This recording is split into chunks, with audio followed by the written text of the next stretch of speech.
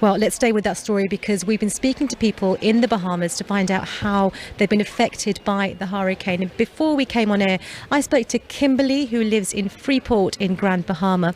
I started by asking her how she's feeling. I feel like I'm floating at this point. I am watching everything that I grew up on be taken away from me. I'm watching, everything that my nieces and nephews are growing up on being taken away from them. I am confused. I'm concerned about the future. I'm concerned about the present. I am concerned about loved ones who I haven't heard from. I'm concerned about people who've been hanging on for dear life for 36 hours in the roof with no clothes on, wet. I don't know. A roller coaster of emotions. This is a lot. Mentally, it's more of a warfare than anything else. Just being strong for others at this point, coming together as a community, doing what you can, being your brother and your sister's keeper at this point, and always. But this is not something that I could have ever prepared for. Describe where you are for us, Kimberley. What can you see and what have you seen? I am in the center of the city, so I'm very inland in Freeport, Grand Bahama. Right now, I can see outside, I think, my neck of the island and maybe two other spots are the only spots that aren't flooded. Everywhere else is just ocean, and it's been just ocean.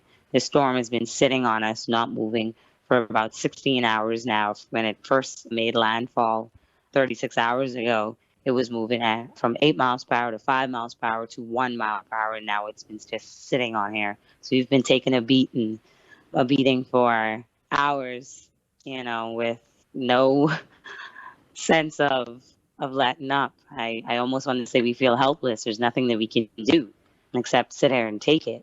I'm looking outside right now and I'm praying and I'm hoping that at least today folks can be rescued. I'm hoping that my nephew is okay. I haven't heard from him since 2 days ago. He stayed with his mom and I have not been able to hear from him. He's still unaccounted for at this point. And I'm looking at these conditions and the only thing is I hope he's okay. And where is your nephew? My nephew is near the northern side of the island and that flooded immediately. And that water would have had to come in so far to even reach where he is. He lives near my childhood home where my other niece and nephew, they presently live. They're with us now, though. But that has about 6 feet of water inside the house alone. So your childhood home has been severely damaged. What about your current property? What damage has been done to your home? The current property, we have a garage that we're holding onto for dear life, a garage door, which is a hurricane impact door. That has been holding firm, thankfully. We have some roof damage right now. This is a brand new roof that was just put on 3 months ago, following, Hurricane Matthew. That was almost 3 years ago. So where this is a brand new roof, it's already leaking. These winds were ferocious. There's literally nothing that could have been done to prepare yourself for this storm. So I'm just being vigilant at this point, monitoring everything as best as I can to hold on to the garage, to hold on to this roof. 12 people are in this home right now. So, that's a lot of lives to put in jeopardy or to have something happen to at this point. Gosh, it must be so unbelievably scary for you all.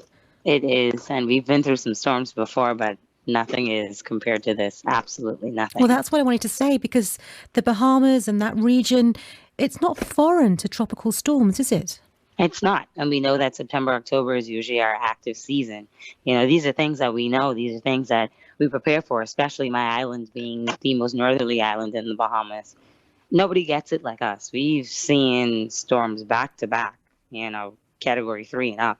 We've seen tornadoes. We've seen it. So we know our building code is strong. A lot of people are looking at the islands, and Grand Bahama is set up a little different. We have a strong building code. You're not seeing too much structural damage, but we've never seen flooding like this before. And the water damage is now the issue. It's basically sea on land. The storm is so big, it brought the sea on land. Yeah, Kimberley, I've seen those images. They are horrific. Hospitals flooded, people swimming through those floodwaters. It's terrifying. It is. And to have the The worst part is the police. They are underwater. We have no emergency personnel. The ambulance is underwater. The fire trucks are underwater. Nobody can get out. Nobody can get in. It's to the point where civilians are now hopping on jet skis trying to save people. And they can only do it, of course, during daylight. Nothing can be done at night. But now you have an issue of people who are suffering possibly from hypothermia. They've been in wet clothes for hours. You have sick people who, for instance, we have what we call a special needs shelter that's been compromised. So when you have shelters which are compromised and your emergency personnel, and I want to say something like the help can't even help who needs the help. The help needs help. You're in a predicament where you have to have outside folks come and help. Thankfully, we have the U.S. Coast Guard that's helping us out in a time like this, but otherwise, we would be done for.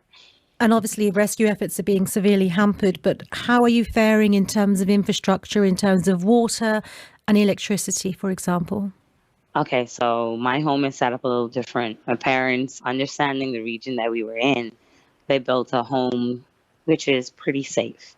The outside of the home is sturdy. We have hurricane impact windows and doors. Like I said, we have a hurricane impact garage door.